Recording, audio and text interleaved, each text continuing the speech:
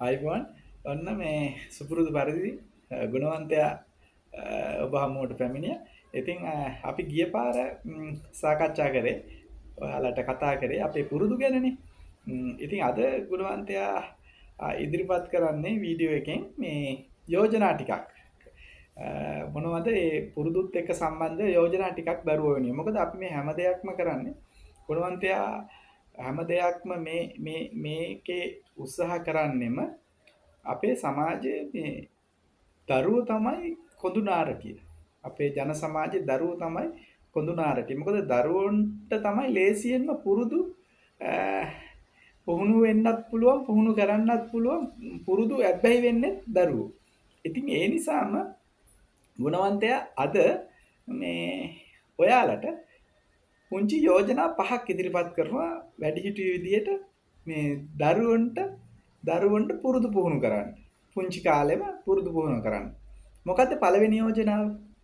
පළවෙනි යෝජනාව විදිහට මම ඔයාට යෝජනා කරනවා ඔයාගේ පුංචි පුතා, ඔයාගේ සිඟිති පුංචි පුතා සමහර විට පෙර පාසල් යන අධ්‍යාපනයේ පෙර පාසල් අධ්‍යාපනය ලබනවා වෙන්න පුළුවන්. දැන් ගොඩක් දුරට මම යෝජනා කරා මම පුද්ගලිකව ගිහිල්ලා යෝජනා කරද්දි ඔය නිවෙස් වලට මම ගිහිල්ලා යෝජනා කරද්දි කියන දෙයක් තමයි අනේ මේ තාම පෙර පාසල්නේ යන්නේ කියලා. නෑ. පෙර පාසල් යන දරුවා තමයි අනිවාර්යයෙන්ම ඉස්කෝලේ හෝඩි පන්තියේ දරුවා පෙර පාසල් යන දරුවා තමයි මම මේ කියන කාරණයට යොමු කරන්නේ. මොකද්ද? දහම් අධ්‍යාපනය ලබා දෙන්න ඕනේ. ඔබ බෞද්ධ වෙන්න පුළුවන්, ඉස්ලාම් වෙන්න පුළුවන්, කතෝලික වෙන්න පුළුවන්. ඒ කිසිම ගැටලුවක් නෑ. ගුණවන්තයා කිසිම ආගමක් ගැන, ජාතියක් ගැන මොනවත් නෙමෙයි. මානව දයාවෙන් සියලුම ජන වර්ගය වෙනුවෙන් තමයි මේ කතා කරන්නේ. ඒ නිසා මම යෝජනා කරනවා ඔබේ සිඟිති දරුවා, පුංචිම දරුවා අනිවාර්යෙන් දහම් අධ්‍යාපනය ලබා දෙන්න ඕනේ. දහම් අධ්‍යාපනය ඔබ යොමු කරන්න ඕනේ. විශේෂයෙන්ම ඔබ තමයි මේ දේ කරන්න ඕනේ. මම මේ කියන දේ හොඳට මනසට අවබෝධ කරගන්න. මේක මේ සුවිශේෂී කාරණයක් මේ කියන්නේ. මොකද ගුණවන්තයාගේ ජීවන අත්දැකීම් සහ සමාජ අත්දැකීම් පදනම් කරගෙන තමයි බොහෝ දුරට මේ දහම් අධ්‍යාපනය ලබා දෙන්න කියලා කියන්නේ. මොකද අපේ ජීවිතත් සමහර ජීවිතේ අඳුරුම යුගවලට යනකොට අපිට සමහර වෙලාවට අපිට එළිය ලබා දුන්නේ දහම් පාසල, පන්සල, පුස්තකාලය වගේ දේවල් වලින් තමයි අපේ වැරදි මාර්ගයට ගියපු ජීවන මාර්ගය සම්පූර්ණයෙන්ම වෙනස් කරේ. ඒ නිසා පළවෙනි අද දවසේ යෝජනාව තමයි ඔබගේ පවුලේ ඔබේ බිරිඳත් එක්ක කතා කරන්න, ඔබේ ගෙදර වැඩිහිටියොත් එක්ක කතා කරලා අදම තීරණ ගන්න ඉරිදට දහම් පාසල් දරුවව යොමු කරනවා. පළවෙනි කාර්යය. හොඳයි. පළවෙනි කාරණේ විදියට මම මේක යෝජනා කරානේ. එතකොට දරුවෝ වෙනුවෙන් නෙමේ ඒවට කිසිම මුදලක් ඔබට වැය වෙන දේවල් නෙමෙයි විශේෂයෙන්ම ගුණවන්තයා යෝජනා කරන්නේ. හරිද? අද යෝජනා පහක් ගෙනේ. දෙවෙනි යෝජනාව මොකද්ද? දෙවෙනි යෝජනාව තමයි ඔබේ දරුවව ක්‍රීඩා පිටියට යොමු කරන්න ඕන. ඔබ ක්‍රීඩා පිටියක් නැත්නම් ළඟම ඒ දරුවට ඒ ක්‍රීඩාවට යොමු වෙන්න පුළුවන් පරිසරයක් නිර්මාණය කරන්න ඕන. ඔබේ දරුවා ක්‍රීඩා පිටියට යොමු කරන්න ඕන. ක්‍රීඩා පිටියක් නැත්නම් අපිට ඒ සාමාන්‍යයෙන් දරුවෝ ක්‍රීඩා කරන්න පසුබිමක් හදලා දෙන්න ඕනේ. ඔබේ නිවසේ හරි අසල්වැස වැසියෝ දැන් ඔබ නාගරික පරිසරයක ජීවත් වෙනවා නම් අපිට ඔය ඉන්ඩ්‍රෝ හරි තියෙනවනේ. ඔබ දන්නවනේ දරුවෝ යොමු කරන්න ඕනේ. ඔබ ඒකට මූලිකවම දරුවෝ යොමු ගන්න. ඔය නගරබද ක්‍රීඩා පිටි වලට නොමැතුනම ඉන්ඩෝ වගේ ඒවලට යොමු කරනවා දෙමාපියෝ නේද? ඉතින් මම කියන්නේ ඔය අපේ රටේ ඕන තරම් ක්‍රීඩා පිටි දැන් හිස් වෙලා තියෙනවා. ඇයි ඒ? ඉස්සර වගේ ක්‍රීඩා පිටිවල දරුවෝ නැහැ. ඉතින් ඒකට ප්‍රධාන හේතුව වැඩිහිටියෝ දරුවුන් ක්‍රීඩා පිටියට යොමු කරන්නේ නැතිකම.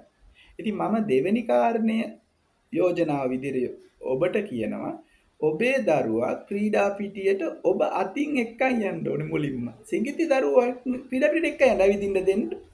ක්‍රීඩා පිටිය ඒවා දකින්න දෙන්න පරිසරයේ දරුවන්ගේ මානසික ක්‍රීඩා පිටියට ගෙනියාම තුළ කායික මේ නිරෝගීභාවය පමණක් නෙමෙයි මානසික නිරෝගීභාවයට ප්‍රධාන හේතුවක් තමයි දරුවෝ ක්‍රීඩා පිටියට ඔබ රැගෙන යන්න ඕනේ.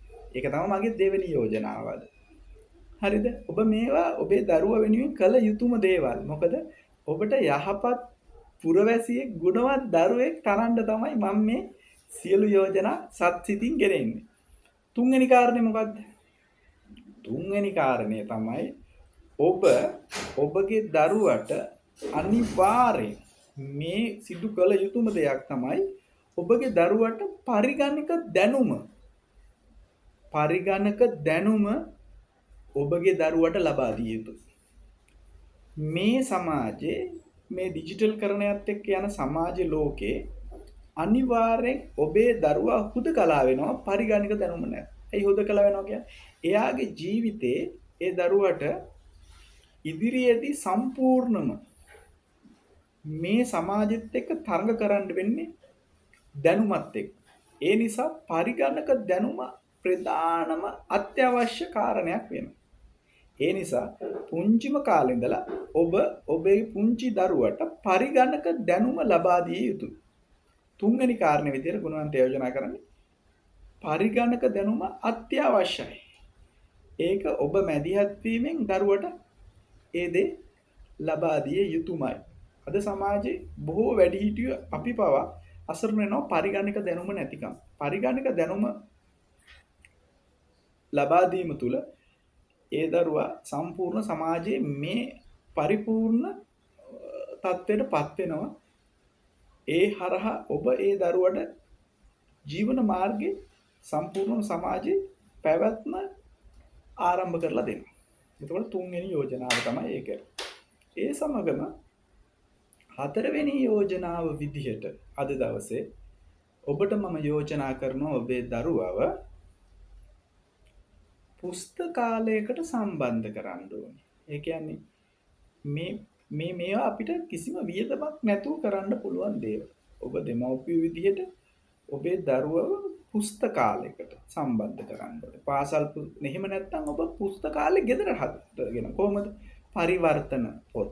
එහෙම නැත්නම් ලංකාවේ ඉන්න ශ්‍රේෂ්ඨ අපේ කලාකරුවෝ ඉන්නවා. ජයසේන ජයකොඩි මහත්මයාගේ සයිමන් නවගත්තගේ මහත්තයා, කුලසේන ෆොන්සේකා මහත්මයා.